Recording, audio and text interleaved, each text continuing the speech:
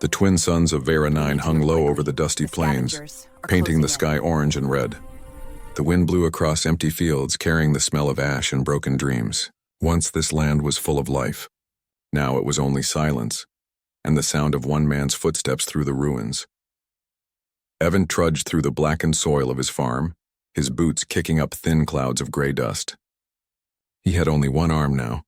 The other was lost during the galactic border wars, torn away by a plasma blast that should have killed him. The doctor said he was lucky to be alive, but Evan didn't feel lucky. He felt empty. The fire that burned his land happened 3 months ago. Raiders, not human, not alien, just desperate scavengers, had attacked for food and water. They torched everything they couldn't steal. His home, his machines, his crops, and gone in one night. Evan fought back, but with one arm and no help from anyone, what could he really do? Now only a single wall of his farmhouse stood. The rest had fallen into the dirt like an old memory. He had tried to rebuild, hammering wood with one hand, cursing under his breath. But he couldn't do it alone. Every day he woke before sunrise, hoping something might have grown back, hoping something might change. Every night he went to bed hungry. The colony officials stopped coming after the second week. They said there were no funds for recovery. His neighbors had moved away. Some joined mining crews off-world. Others sold their land for scraps and left.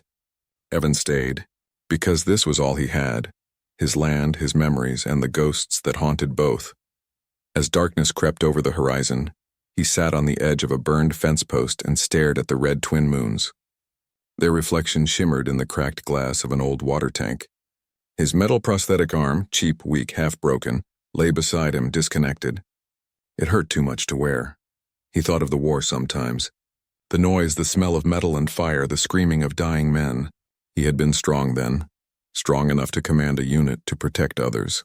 But now he couldn't even protect his own field. That night he ate a single can of beans by a flickering lamp. He scrolled through his data pad looking for work, any kind of job, but nothing showed up. No openings, no resources. Try again later. The same message as always. Then, as he was about to shut the screen, a new advertisement appeared, glowing in soft blue light. The Galactic Bride Program, companionship beyond species. Find peace, support, and a partner who will stand with you through all storms. Evan snorted. An alien bride program? What kind of scam is this? He muttered. But the ad stayed on his screen, pulsing like it was alive. He tapped it. A woman's soft voice spoke through the speakers. Thank you for opening your heart, human. The universe can be lonely, but sometimes 2 broken souls can build something whole. Evan leaned closer. The voice felt strange, too real, too calm. He scrolled down, expecting the usual list of pictures or prices. Instead, there was just one profile. Name, Lyra species, Cerathian status, available for immediate bond. Note, I seek a human who has known loss. I wish to help rebuild what was once destroyed. He stared at the screen. It was probably fake. But still, something about those words, help rebuild, now cut through his doubts. He pressed the connect button. The screen flickered and a message appeared. Your request has been received. Expect contact within 1 standard day. He didn't believe it would actually happen. Yet that night, he dreamed of someone standing in the middle of his burned field. A tall figure with golden eyes, reaching out to him. The next evening, as the wind howled outside, Evan heard his data pad beep. A voice message had arrived. He hesitated before pressing play. Evan, the voice said. It was the same calm, soft tone from before, but now it said his name. Do not be afraid. I already know who you are, and I am coming. Evan froze. What do you mean you know me? He whispered. But the message ended there, replaced by silence. He replayed it 3 times, trying to understand. Was it some kind of joke? Or had someone been watching him? He looked out through the broken window. The red moons glowed brighter than usual, and far off in the distance a faint light streaked across the night sky. A falling star, or maybe a ship. Evan's heart beat faster. He didn't know what to believe anymore, but one thing was clear. Something or someone was on its way to his burned-down farm. And for the first time in a long time, he didn't feel entirely alone. The next morning, the wind carried a strange stillness.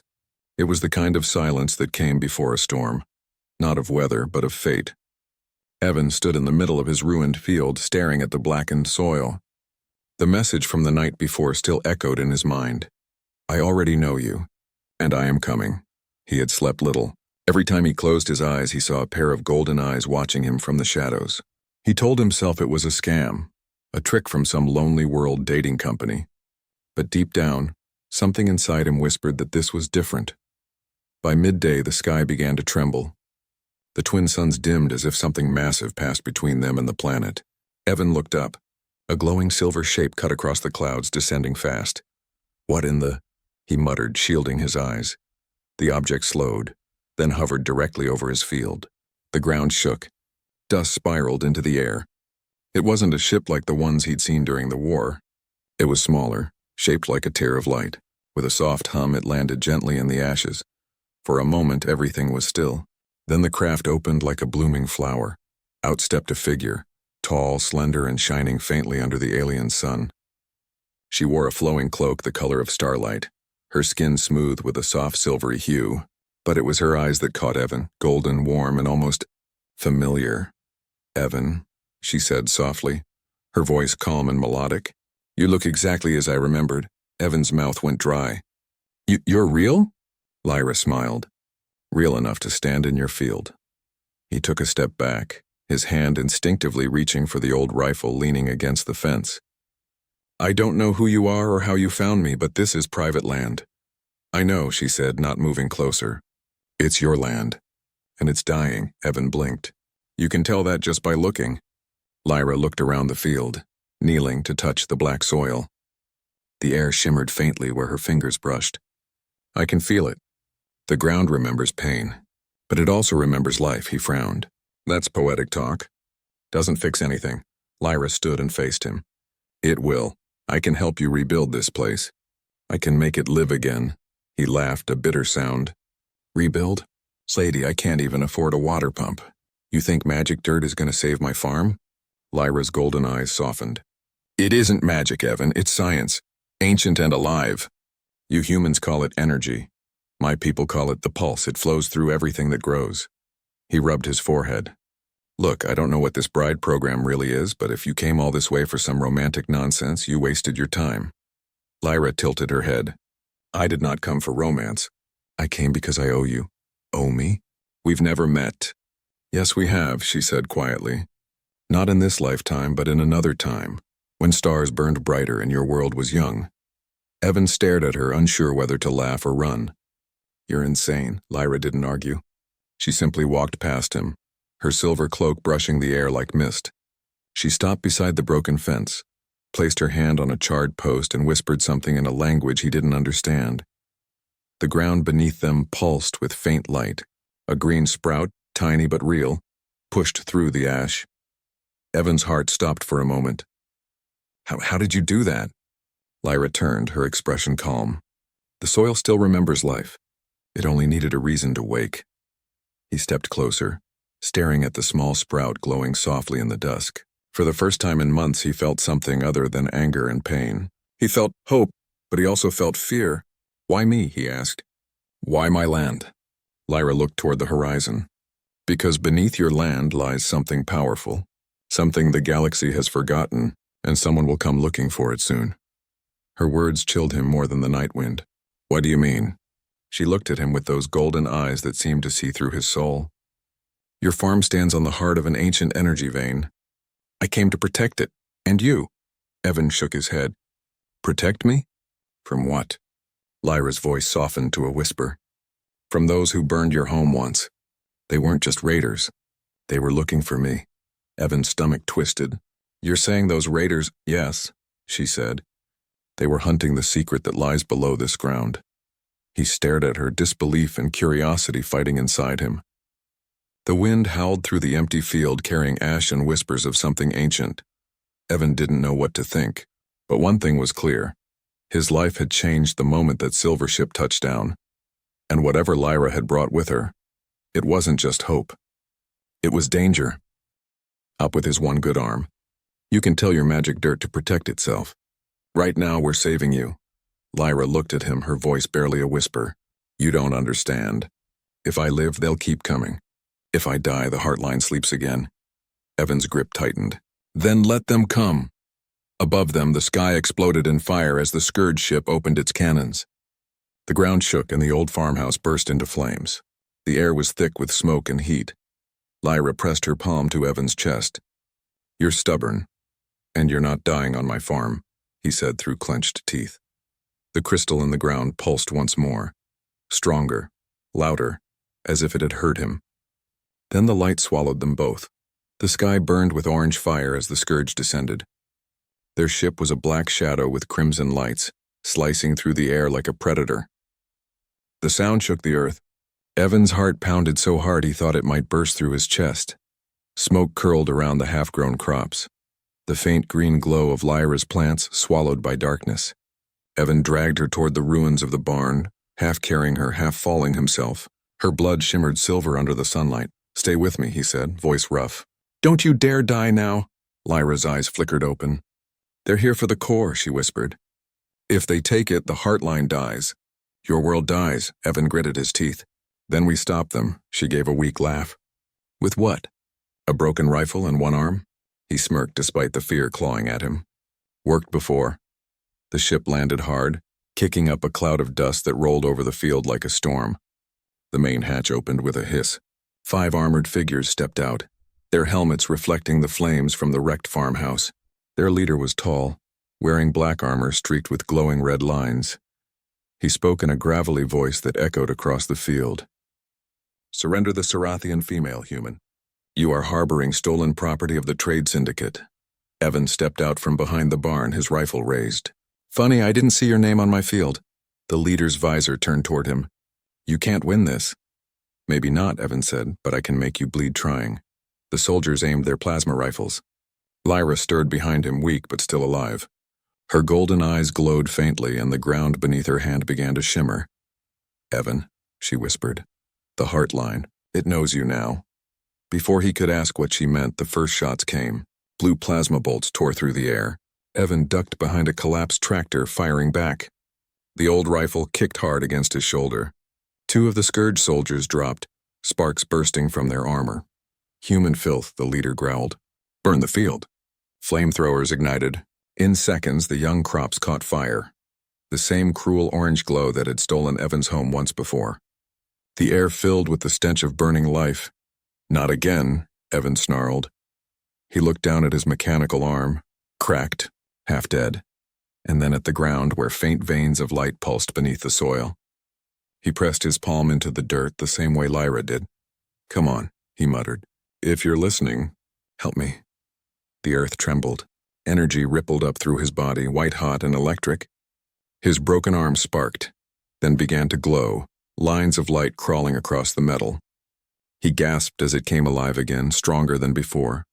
From the corner of his eye, he saw Lyra lift her head, her voice faint but powerful. "The heartline accepts you." The ground exploded with energy. Bright roots of light shot upward, wrapping around the attacking soldiers like vines.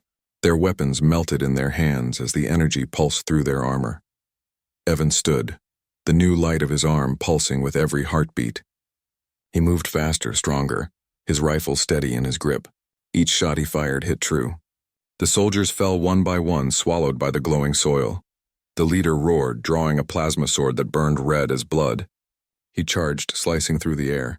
Evan blocked the blow with his glowing arm, sparks and light flashing between them. "You should have stayed broken, human," the alien snarled. Evan shoved back, teeth clenched. "Yeah? I've had enough of broken." With a shout, he slammed his glowing fist into the leader's chest. The impact sent a shockwave through the field, the air rippling with heat and light. The alien was thrown back, armor cracking, but the victory didn't last. The ship's engines roared, cannons charging again. A beam of light cut across the field, tearing through the barn and hitting the ground near Lyra. She screamed as energy surged around her. The heartline flared, a blinding column of light bursting into the sky. Evan ran to her, grabbing her shoulders. "Lyra, stay with me." Her eyes were filled with pain and light. "Evan, the heartline is merging with me. I can't hold it." He shook his head. "You have to." "We're not done yet." She smiled weakly. "You were right. You can fight. with more than one arm now. Before he could answer, another explosion hit. The farmhouse collapsed completely. Fire spread across the field. The scourge ship began to lift, engines whining, preparing to flee. Lyra's voice rose above the roar. Evan, listen. The Heartline needs a guardian. Take the core, bind it to your arm. He looked at her in shock. What? I can't. You already did, she cried, her voice echoing with power. The light from the ground surged through him again. His mechanical arm burned like molten silver. Pain shot through his body, and then suddenly, peace. The ship above exploded midair, torn apart by the same energy that now pulsed through Evan's veins.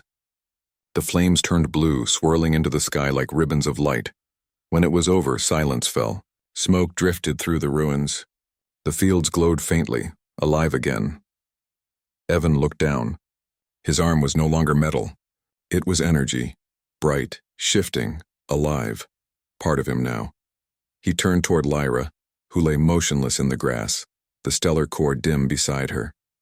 Lyra, he whispered, dropping to his knees. Her lips curved into the faintest smile. Now the Heartline has a guardian.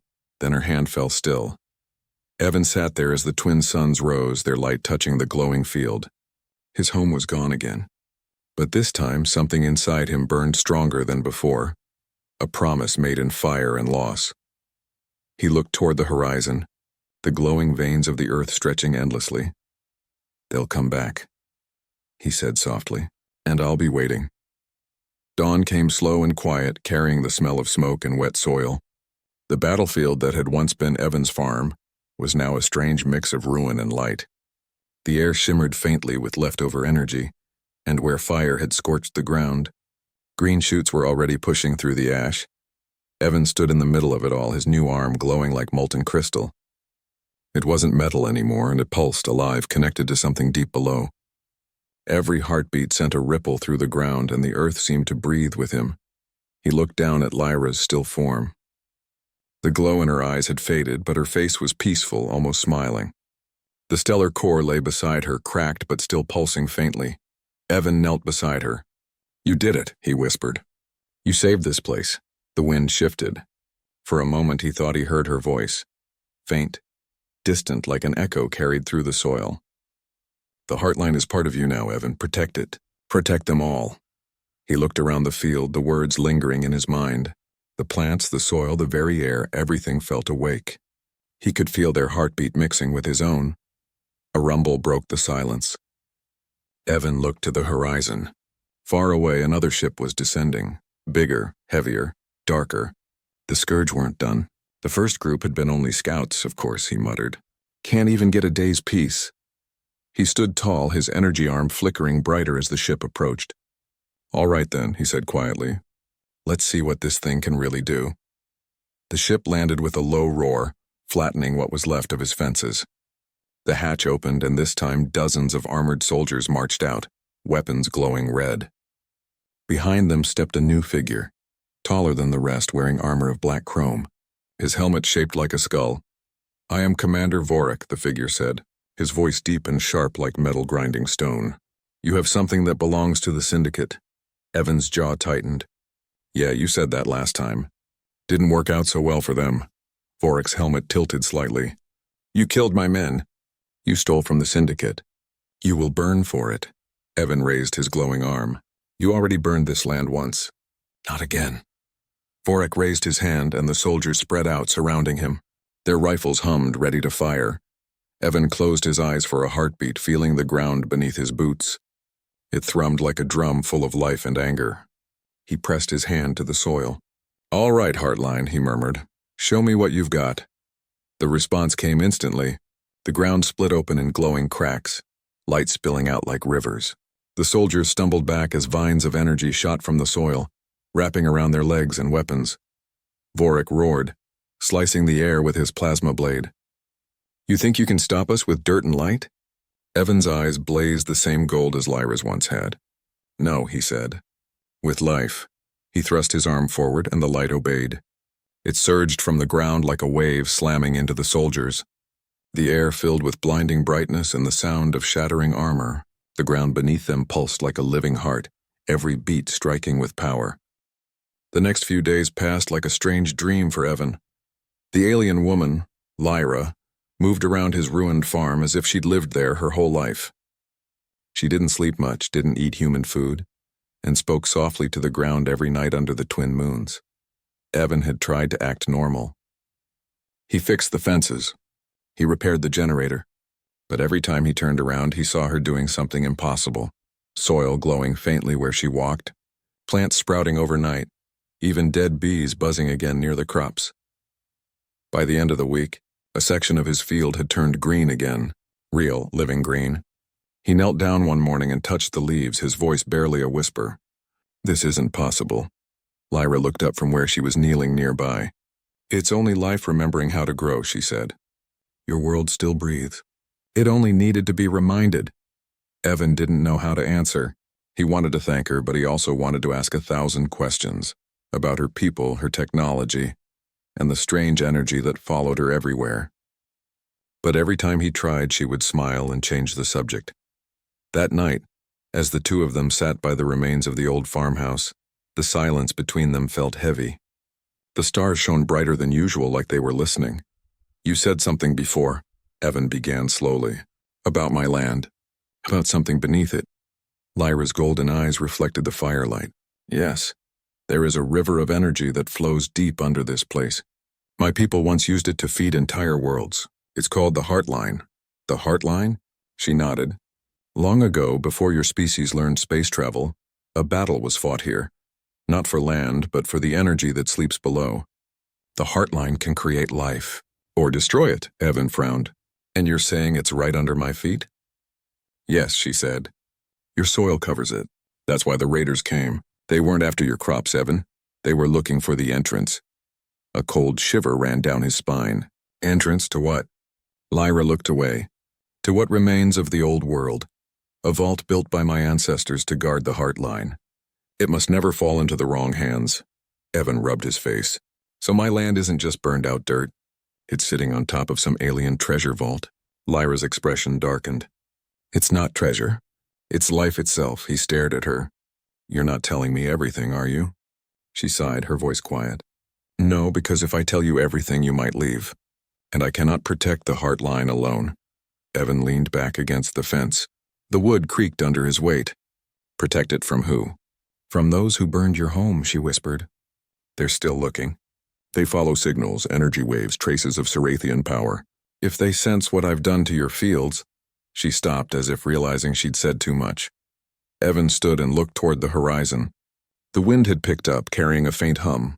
Maybe it was just the generator, or maybe it was something else. "You said you can protect it," he said. "But how? You don't even have weapons." Lyra looked at him with a small, knowing smile. "Who said I need weapons?"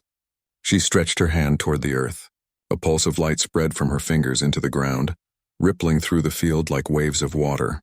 The air shimmered, and for a brief second, Evan saw glowing lines under the soil, like veins of living fire spreading in every direction. He stepped back in awe. "What is that?" "The Heartline's breath," she said softly. "I'm asking it to hide us." The light faded, and everything was still again. Evan could feel his heart pounding in his chest. He didn't understand what he was seeing, but he could tell it was powerful, ancient, and not entirely safe. Later that night, unable to sleep, he wandered to the edge of the property. The stars hung low, and the silence of the desert made his thoughts louder. That's when he saw movement near the road. A small hover vehicle, its lights dimmed, its engine whispering low. Evan ducked behind a fallen log, watching. The vehicle stopped for a moment, scanning the fields with a narrow beam of blue light. Then it drove off toward the hills. When he returned to the farmhouse, Lyra was already standing by the door, her eyes glowing faintly. "You saw them, didn't you?" she asked quietly. He froze. "You knew?" "I felt them." "They're close. Who are they?" Lyra's voice was calm but filled with tension. "They call themselves the Scourge. They hunt energy veins, stealing life from worlds like yours. If they find the Heartline, this planet will die." Evan felt a chill run through him. "Then why stay here? Why not leave while we can?" She looked at him sadly. "Because if I leave, they'll find it faster. The only way to protect your world is to keep them busy and make them believe the Heartline is already gone." Evan's jaw tightened. "That's suicide," Lyra smiled faintly. "It's survival." The wind howled again, rattling the broken walls of the house. Somewhere far away, thunder rolled. Or maybe it wasn't thunder at all. Evan looked out across the dark field and saw the faint shimmer of light beneath the soil. Pulsing like a heartbeat for the first time, he realized Lyra wasn't the only one keeping secrets. The land itself was alive, and something deep below was beginning to wake. The dawn came with a red sky, the kind of red that felt like a warning. Evan stood outside his broken barn, staring at the thin green patch Lyra had revived. The plants shimmered faintly, alive with energy that didn't belong to this world. For the first time in months, something was growing again. Yet his chest felt heavy, not light. Lyra was sitting by the water tank, silent, her cloak wrapped tight against the wind. Her golden eyes looked distant, almost afraid. Evan had seen that look before, on soldiers who knew something bad was coming. "You haven't slept," he said. "I don't need to," she replied softly. "Then you've been thinking." She looked up at him, her face unreadable. "Yes, about whether I've made a mistake coming here." He frowned. "A mistake?" Lyra rose to her feet and stepped closer, her movements graceful but tense. "The heartline isn't just energy, Evan. It's connected to something far greater, something my people have hidden for centuries. And now that I've awakened it, they'll come." Evan crossed his arms. "You keep saying they. Who exactly are they?" Lyra hesitated. "Not just pirates. Not raiders. The Scourge are mercenaries owned by the Trade Syndicate, the same empire that destroyed my homeworld." Her voice shook slightly. "They killed my family. My people were merchants, not warriors. We built cities powered by the Heartline's energy. When the Syndicate found out how powerful it was, they attacked us and took everything. I was one of the few who escaped." Evan's expression softened. "You ran from them." "I ran with something they wanted," she said quietly. She reached into her cloak and pulled out a small silver cube, glowing faintly blue. "This is called a stellar core. It's a living crystal. It grows, it heals, it feeds. One of these could power a city for centuries." Evan took a slow breath. "You've been carrying that thing this whole time?" "Yes," Lyra said. "It's the last treasure of my house and the only way I can keep the Heartline stable. Without it, this world's energy will collapse." He looked at her with disbelief. "You're telling me this little cube is worth—" "Enough to rebuild 100 farms," she said before he could finish. "Enough to buy freedom for a whole colony." Evan stared at the glowing crystal. For a moment, his burned fields, his empty wallet, and his broken arm all flashed through his mind. "Then why give it to me? Why not sell it, hide it, use it?" Lyra stepped closer. "Because money doesn't fix everything. Trust does. And I trust you, Evan." He looked away, his throat dry. "You shouldn't." Before either could say more, the ground rumbled. A deep, distant thud rolled across the plains. Evan turned toward the horizon. A dark ship was cutting through the clouds, black as smoke, moving low and slow. Lyra's face turned pale. "They found us," Evan's heart pounded. "The Scourge?" She nodded. "They followed the core's energy signature. I didn't hide it fast enough." He grabbed his rifle and looked toward the old storage shed. "We need cover. Come on." But Lyra shook her head. "No, they'll track us anywhere. We have one chance." She ran toward the center of the field, her cloak flaring in the wind. Evan followed, shouting, "What are you doing?" "Activating the Heartline," she said. "It will protect us if it still remembers me." The ship roared closer, dust swirling through the air. Evan saw figures moving inside the cockpit, human and alien alike, their armor black with red marks.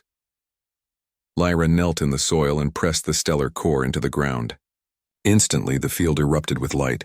Glowing lines shot out in every direction like lightning veins. The air trembled with a deep humming sound. Evan fell back, shielding his face. "Lyra, what's happening?" She shouted over the wind, her hair whipping around her face. "The Heartline is waking. It can repel them, but it needs a living anchor." He crawled toward her. "What kind of anchor?" She looked at him with tears in her eyes. "Me." Before he could respond, a shot fired from the sky. The beam hit the ground just a few feet away, throwing them both into the air. Evan landed hard, the metal of his prosthetic arm sparking. Through the dust, he saw Lyra clutching her side, her silver cloak torn. The crystal pulsed in the soil beside her, glowing brighter and brighter. She whispered, "Evan, you have to choose. Hide it. Or save me." Evan froze. The ship above was circling again, preparing another strike. The farm, not his home, was about to be turned to ash a second time. He crawled toward Lyra, his heart racing. "I'm not losing another home," he growled. He pulled her. Vorik charged through the light, his blade humming. Evan met him head-on. Their weapons clashed, plasma against pure energy, the force sending shockwaves across the field. "You're only human," Vorik snarled, pressing forward. Evan grinned, blood on his lips. Not anymore. He let the energy flood through him, brighter than fire. The light in his arm grew until it was impossible to look at. Then with a roar he slammed his fist into the ground. The earth erupted. A pillar of blue light shot into the sky, reaching the clouds. The Scourge ship shuddered, its systems overloading, its engines melting under the wave of power. Vorik stumbled, his armor cracking, his sword fading. "What are you?" he rasped. Evan's voice was calm, steady. "Just a farmer." He punched forward and the energy swallowed the commander whole. Silence fell again. The air shimmered, then settled. The ship collapsed in on itself, vanishing into the soil. The only sound left was the slow, rhythmic hum of the heartline, alive, calm, and peaceful once more. Evan fell to his knees, gasping for breath. His arm dimmed, its glow softening. The power receded back into the ground, but he could still feel it, connected to him, part of him forever. The field around him was no longer burned or black. It was alive, lush green, stretching farther than his eyes could see. Flowers of light bloomed where the battle had been fought. He turned toward where Lyra's body had been, but she was gone. Only the cracked stellar core remained, now fused into the soil, glowing faintly beneath a single patch of golden flowers. Evan touched one gently. "Guess you're still here," he said. The flower glowed brighter for a moment, as if answering. He stood staring at his new world, his farm reborn, the air warm and full of quiet life. For the first time since the war, Evan felt something pure. Peace. But deep inside, he knew this wasn't the end. The Syndicate would come again. They'd want the heartline, the core, the power that now ran through him. He clenched his glowing fist and looked toward the stars. "Let them come," he whispered. "This time I'm ready." Beneath his feet, the heartline pulsed once, slow, steady, alive, like the heartbeat of a sleeping giant. The season turned gently on Vera 9. Rain came for the first time in years, soft and silver, falling on soil that no longer smoked. The fields that had once been burned now shimmered green and gold beneath the twin suns. Crops taller than a man waved in the wind, glowing faintly at night like stars born from the earth. Evan walked through the rows slowly, his boots sinking into damp soil. His new arm, the one forged from the heartline's light, pulsed softly with each step, glowing like it was breathing with him. He had learned to control it now. The power no longer burned. It flowed calm and alive. Everywhere he looked, life was returning. The animals had come back. Water trickled through the ditches again. The air smelled of rain and renewal. But what Evan noticed most was the silence. Not the dead, empty kind that haunted him before, and this one was peaceful. The kind that meant the world was healing.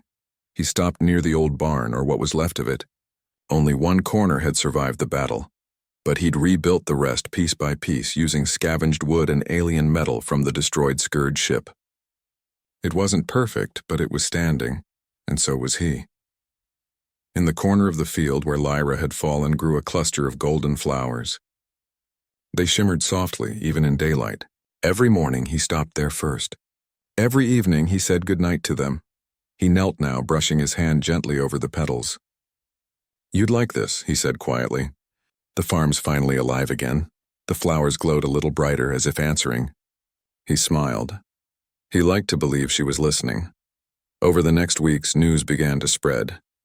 Traders from nearby colonies came to see the miracle farm that grew food in dead soil. Scientists wanted to study the energy that made the plants shimmer. Refugees came asking for seeds, saying their worlds were dying too. Evan gave them freely. "It's not mine to sell," he always said. "It's life. It's meant to be shared." He never told them about the heartline beneath his feet or the light that still pulsed through his veins. Some things, he knew, were better left unsaid. One evening, as the twin suns sank into the horizon, Evan sat on the porch of his half-rebuilt farmhouse.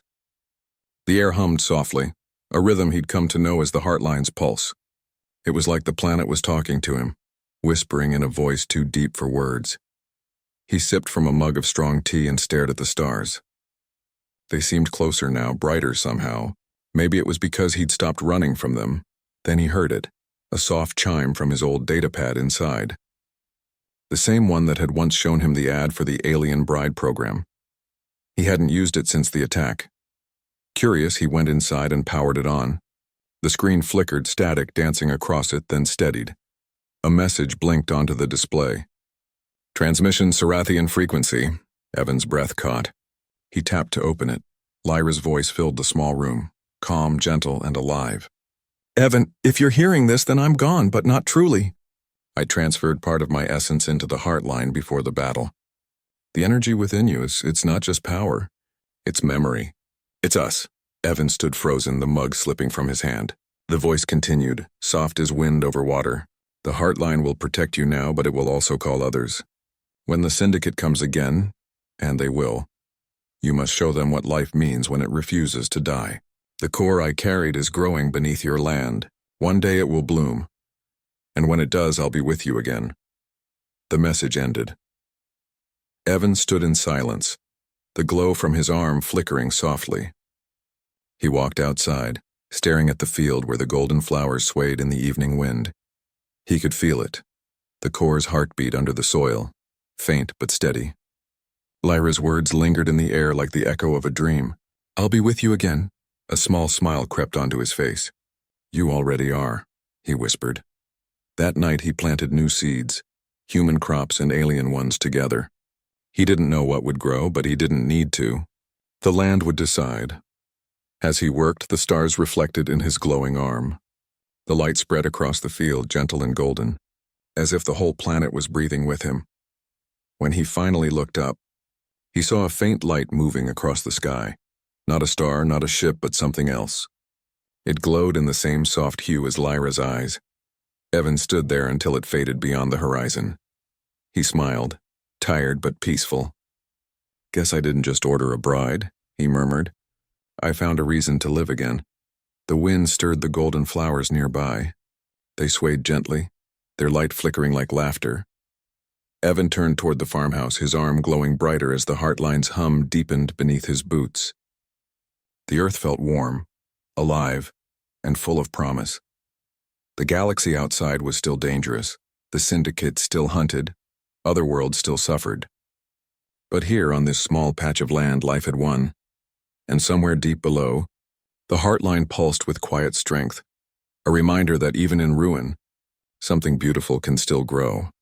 The story of the one-armed farmer and his alien bride wasn't over. It was only beginning.